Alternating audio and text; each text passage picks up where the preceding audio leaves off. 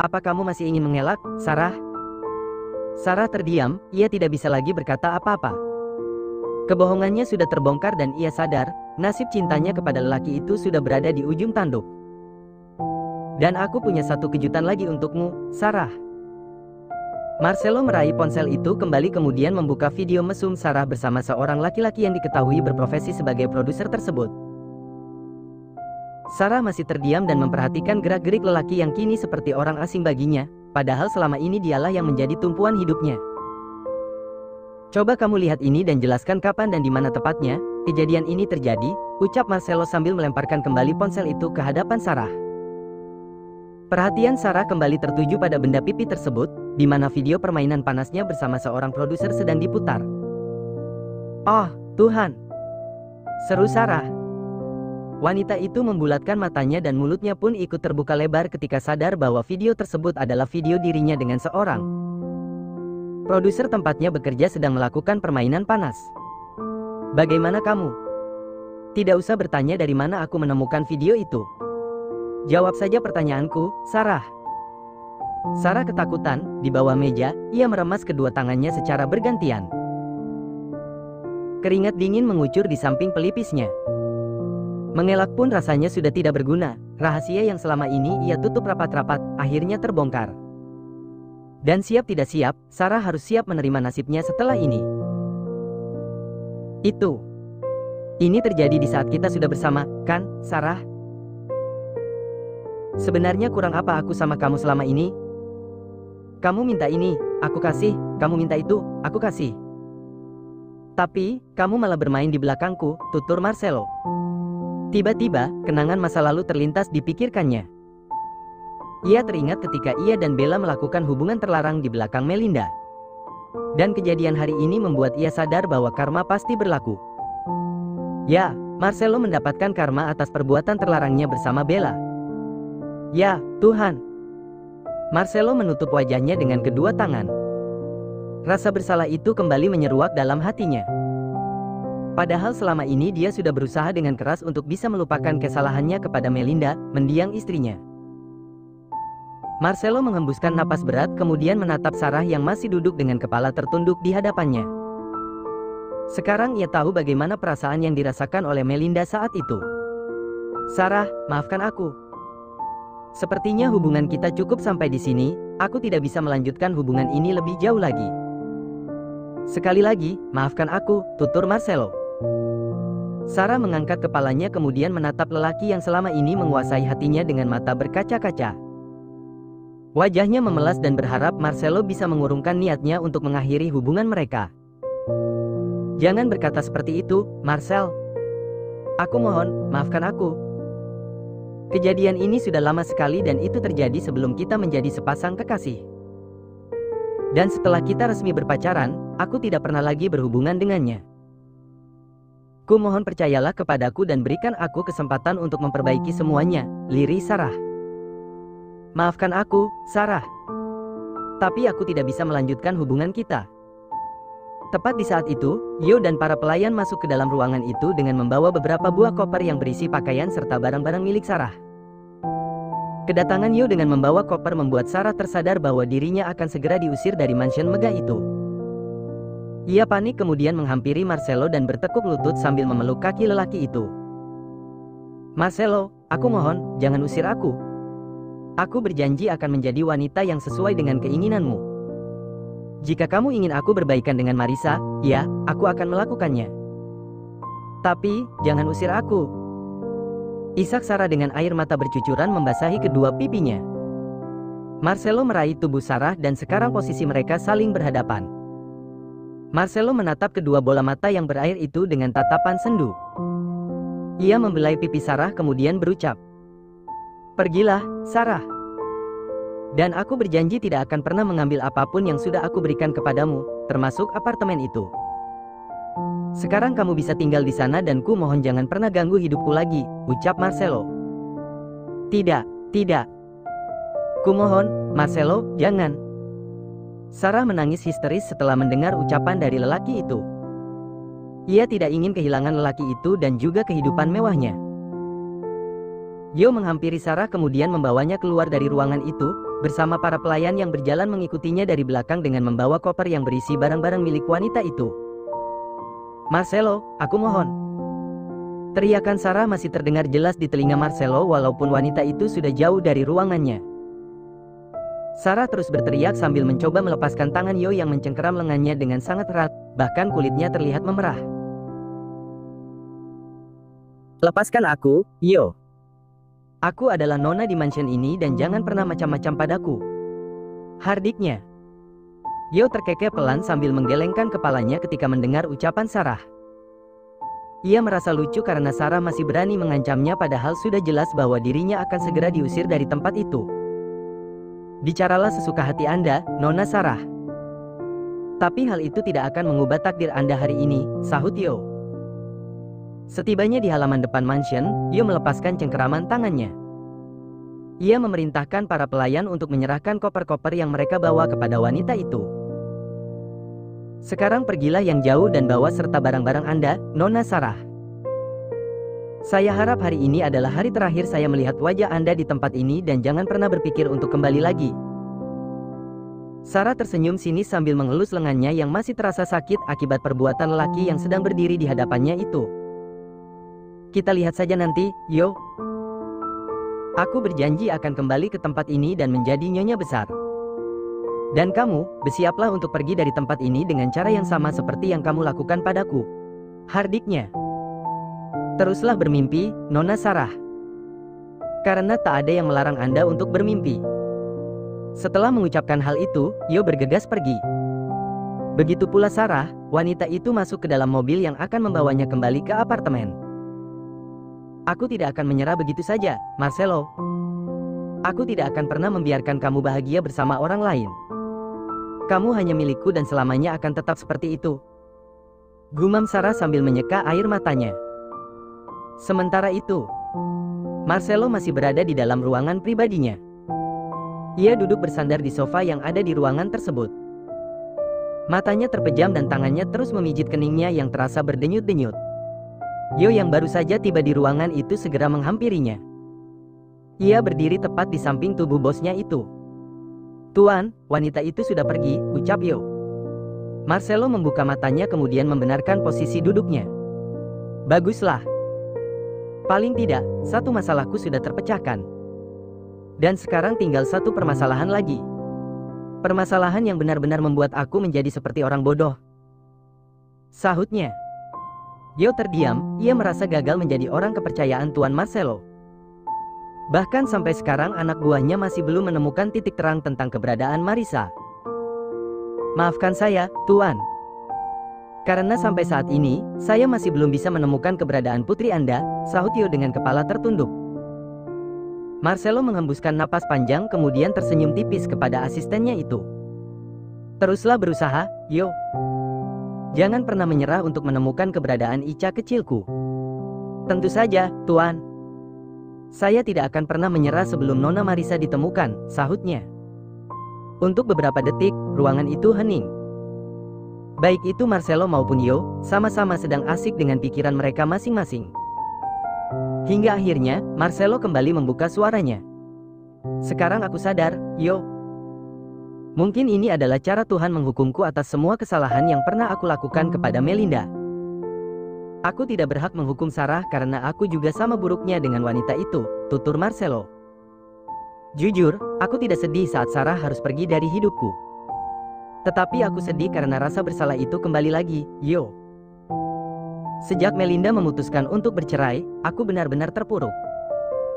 Bahkan aku tidak bisa membuka hatiku untuk wanita lain selama bertahun-tahun, hingga akhirnya Sarah hadir dalam hidupku dan perlahan-lahan aku mulai bisa melupakan kesalahanku. Dan hari ini, rasa bersalah itu kembali lagi," sambungnya. Terlihat jelas penyesalan itu di wajahnya. Sementara itu, Erika berencana ingin bertemu dengan Fatan.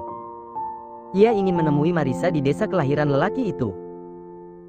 Dengan modal nekat, gadis itu pergi dari rumahnya tanpa sepengetahuan kedua orang tuanya. Erika berjanji bertemu dengan Fatan di kota X dan mereka akan pergi bersama-sama ke desa kelahiran lelaki itu. Tidak beberapa lama Erika menunggu, Fatan pun tiba. Mobil Fatan berhenti tepat di hadapan gadis itu. Ia membuka kaca mobilnya kemudian tersenyum. "Erika?" "Ya, Pak Fatan," seru Erika. "Tepat sekali, mari masuk," ucap Fatan sembari membukakan pintu mobilnya untuk Erika. Erika bergegas masuk ke dalam mobil Fatan dan duduk di sana. Sedangkan Fatan memasukkan barang-barang milik Erika ke dalam bagasi mobilnya. Setelah semuanya tersusun rapi, Fatan pun kembali masuk ke dalam mobilnya dan duduk di depan kemudi. "Barang bawaanmu banyak sekali, Erika. Sebenarnya kamu itu mau menginap atau pindah rumah, sih?" goda Fatan sambil terkekeh pelan mengingat barang bawaan Erika yang begitu banyak. Sebenarnya punyaku hanya separuhnya saja, Pak. Sisanya punya Ica, ada pakaiannya, skincare-nya, dan berbagai keperluan lainnya," sahut Erika. "Oh."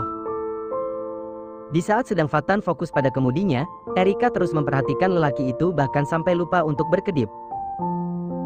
Di antara banyaknya lelaki tampan yang pernah ia temui, dosen inilah yang benar-benar membuatnya terpesona pada pandangan pertama. Tanpa disengaja, Fatan memergoki Erika yang terus menatapnya. "Ada yang terjadi pada bocah ini? Kenapa dia menatapku seperti itu?" ucap Fatan dalam hati. "Erika, kamu kenapa?" tanya Fatan sambil menautkan kedua alisnya. "Hah?"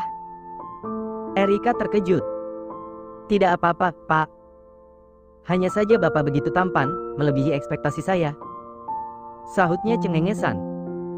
Fatan tersenyum tipis menanggapi ucapan gadis itu dan ia kembali fokus pada mobilnya. Menjelang malam, Marisa dan Bu Nilam bersiap untuk tidur setelah puas bercengkrama dan bercerita-cerita seputar masa lalu mereka. Marisa sudah tidak lagi canggung kepada Bu Nilam. Baginya, Bu Nilam sudah seperti keluarganya sendiri. Selain baik, Bu Nilam juga sangat perhatian terhadap Marisa, bahkan wanita parubaya itu sudah menganggap Marisa sebagai anak perempuannya. "Bu, entah kenapa malam ini Marisa merasa agak takut untuk tidur sendiri. Marisa boleh ikut tidur bareng Ibu, ya?" lirih Marisa sambil mengelus kedua lengannya. Bu Nilam terkekeh kemudian merengkuh tubuh Marisa. Dengan senang hati, "Nak. Yuk, kita tidur," ajak Bu Nilam. Marisa dan Bu Nilam pun segera menaiki ranjang tua berukuran besar yang ada di dalam kamar wanita parubaya itu. Mereka kemudian mulai mencoba memejamkan mata dan setelah beberapa saat, Bu Nilam pun tertidur. Sedangkan Marisa, ia masih belum bisa tidur. Apalagi ia mendengar suara seseorang yang sepertinya ingin membuka pintu rumah Bu Nilam. Seketika bulu kuduknya berdiri. Ia bangkit dan duduk di tepi ranjang tua itu dengan wajah ketakutan. "Siapa itu?" gumamnya. "Loh, beneran, kan itu? Ada seseorang yang ingin mencoba masuk," gumamnya. Perlahan Marisa bangkit kemudian ia melangkah keluar dari kamar Bu Nilam dengan mengendap-endap. Gadis itu menoleh ke kanan dan ke kiri mencari sesuatu untuk berjaga-jaga hingga matanya tertuju pada sapu yang terletak di salah satu pojokan rumah. "Ah, itu dia." Setelah mengambil sapu tersebut, Marisa mengangkat sapu itu dengan posisi siap memukul. Ia berdiri di samping pintu dan siap memukul seseorang yang mencoba masuk ke dalam rumah Bu Nilam. "Awas saja kamu, ya. Kalau tidak babak belur, jangan sebut namaku Marisa," gumamnya. Bu Nilam terbangun dari tidurnya karena mendengar suara pintu kamar yang terbuka ketika Marisa keluar dari kamar tersebut. "Loh, Marisa mana?" Bu Nilam segera bangkit kemudian meraih sweater yang tergantung tak jauh dari tempat tidur untuk menutupi tubuhnya yang terasa dingin. Setelah selesai mengenakan sweater tersebut, Bu Nilam melangkahkan kakinya keluar dari kamar dan mencari keberadaan gadis itu. Ia menemukan gadis itu sedang berada di depan pintu utama dengan posisi siap memukul. Bu Nilam sempat tersenyum melihat tingkah konyol gadis itu. Ada apa?" tanya Bu Nilam dengan suara yang pelan. Ibu. Bikin Marisa kaget aja. Sepertinya ada yang mencoba masuk, Bu. Tapi Ibu tenang saja, ada Marisa di sini. Ibu jauh-jauh, ya. Biar Marisa pukul tuh orang sampai babak belur, sahutnya setengah berbisik dengan wajah yang sangat serius. Baru saja Bu Nila membuka mulutnya untuk menjawab ucapan Marisa, ternyata pintu rumahnya benar-benar terbuka. Ceklek. Pintu pun terbuka dan nampak seorang laki-laki yang mencoba masuk ke dalam rumah tersebut. Namun, baru saja lelaki itu muncul, ia sudah mendapatkan serangan bertubi-tubi dari Marisa. Ciat! Rasakan ini kamu, maling! Bak! Bak! Bak! Au! Au! Au! Pekik seseorang yang tidak lain dan tidak bukan adalah Fatan. Setelah menyadari bahwa yang ia pukul adalah Pak dosen tampan, Marisa segera melemparkan sapunya ke sembarang arah. Ya, Tuhan! Maafkan aku, Pak! Pekik Marisa sembari menghampiri lelaki itu. Astaga, kamu mengerikan sekali, Marisa! Ucap Fatan sambil mengelus lengannya yang sakit akibat menahan pukulan bertubi-tubi dari Marisa. Aduh, Pak! Ampuni aku benar-benar tidak tahu. Aku kira maling yang ingin mencoba memasuki rumah ini, sahut Marisa dengan wajah pucat. Fatan terkekeh mendengar ucapan gadis itu. Ia menatap wajah pucat Marisa kemudian mengacak puncak kepala gadis itu dengan lembut. Ya, sudah tidak apa. Lagi pula aku suka gayamu, Marisa. Kamu cocok menjadi bodyguard untuk ibuku, ucapnya sambil tergelak. Ica sayang, kejutan. Marisa mengenali suara seseorang yang menyebut namanya dengan sebutan, Ica, dan ia sangat merindukan gadis tersebut. Marisa menoleh dan segera memeluk sosok gadis yang berdiri tepat di belakang Fatan. Erika. Ya, Tuhan. Aku sangat merindukanmu, sobat. Pekiknya. Aku juga sangat merindukanmu, Ica sayang. Makanya aku rela ikut ke sini hanya untuk berjumpa denganmu, sahut Erika. Bu Nilam menatap anak laki-lakinya dengan mata membulat. Ia bingung, siapa yang akan menjadi calon menantunya di antara dua gadis tersebut. Jadi, calon mantu ibu yang mana, Fatan? Tanya Bu Nilam. Sontak saja, ketiga orang tersebut menggelengkan kepala mereka dengan cepat. Bukan, Bu. Kenapa ibu bisa berkata seperti itu? Ucap Fatan sambil menggaruk tengkuknya yang tidak gatal. Fatan benar-benar malu mendengar ucapan ibunya. Sedangkan Marisa dan Erika hanya terdiam sambil menatap Bu Nilam dengan wajah heran. Dua-duanya juga boleh, sih? Sahut Bu Nilam sambil terkekeh. Ah, ibu. Wajah Fatan semakin memerah menahan malu. Marisa, ajak temannya duduk, gih. Dia pasti lelah. Perjalanan dari kota ke sini, kan sangat melelahkan, ucap Bu Nilam. Iya, Bu, sahut Marisa. Mari, Erika. Kita duduk dulu, ajak Marisa. Marisa mengajak Erika duduk di kursi yang ada di ruangan itu. Sedangkan Bu Nilam kembali ke kamarnya. Kalian ngobrol aja, ya. Aku mau mandi dulu, ucap Fatan sambil berlalu menuju kamar mandi.